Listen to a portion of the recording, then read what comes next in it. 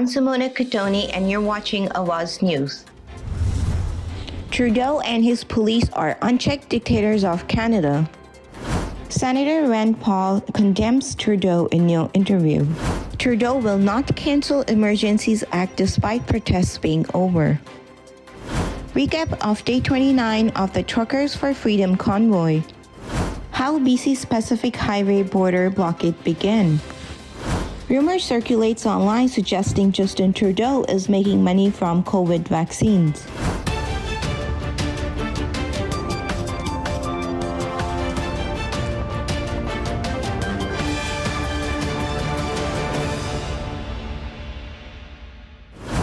All border crossings being cleared and the crackdown on peaceful protesters in Ottawa concluded, Prime Minister Justin Trudeau indicated Monday that the government will look to extend this use of Emergencies Act for at least another 4 weeks.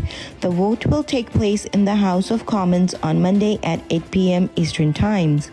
Trudeau justified invoking the act and urged other MPs to support its continued use. Invoking the Emergencies Act has been necessary. Law enforcement agencies relied on it to set up secured areas in downtown Ottawa and the other border crossing, said Trudeau. Weeks have been incredibly difficult for the people of our capital city, and they've been stressful and disturbing for all Canadians. The situation is not anything anyone wanted, and quite frankly, not anything we'd want to see again. To take a moment to thank the law enforcement agencies from across the country who joined the operations. And I want to continue to thank them as they ensure that, among other things, Canada's border crossings remain open, including in Windsor, and that all communities are safe. We didn't want to use the Emergencies Act. It's never something to turn to without serious consideration.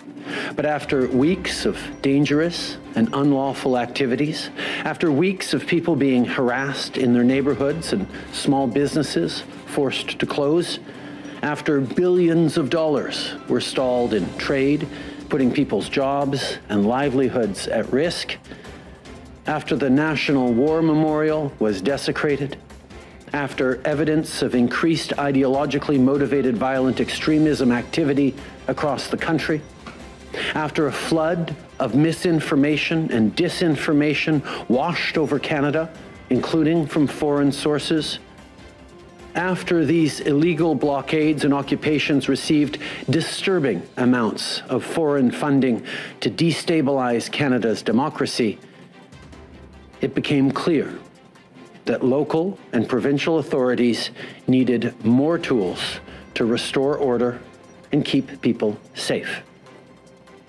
For the past few days, parliamentarians have been debating the Emergencies Act and will be voting on it tonight. I ask all members of Parliament to take action against illegal blockades and to stand up for public safety and for the freedom of Canadians. Invoking the Emergencies Act has been necessary. Law enforcement agencies relied on it to set up secured areas in downtown Ottawa and at border crossings. It prevented foreign money from continuing to fund illegal blockades, and it's making sure our borders remain open. It has been the responsible thing to do. If you spend a lot of time online, try looking outside your social media bubble every now and then. If you have a cousin who you haven't seen in a while because they're unvaccinated or because they're vaccinated, give them a call. If a political conversation got heated during a recent gathering and a friend or relative left early, pick up the phone.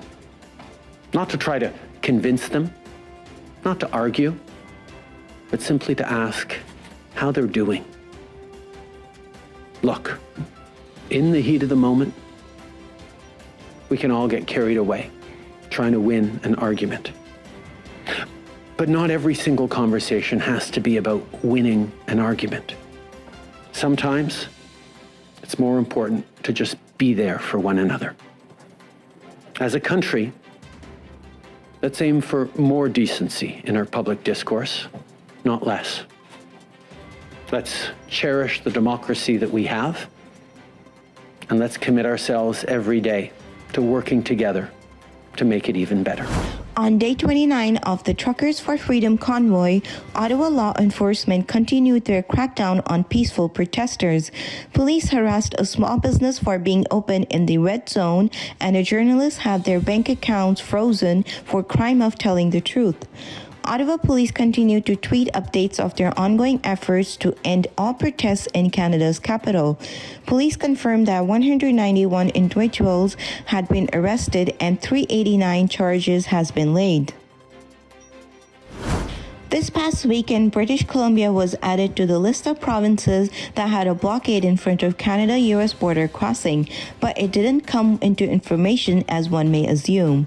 On Saturday, February 12th, a Freedom Convoy, which started in Chilliwack, BC, set out to do a looping slow roll close to the Pacific Highway border crossing in Surrey, BC.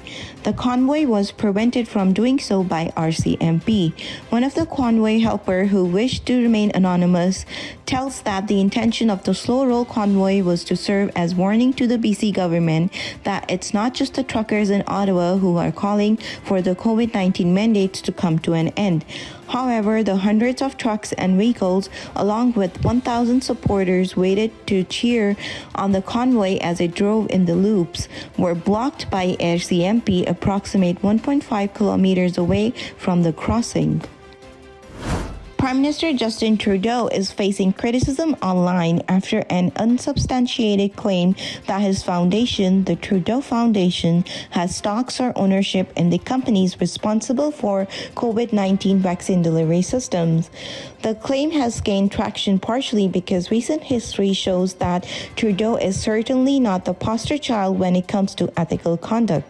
In fact, he has 2 conflict of interest violations against him and barely escaped the third as recently as 2021. But is he really profiteering from Canadian pharma technology? Thank you for watching Awaz News. Stay tuned for more updates.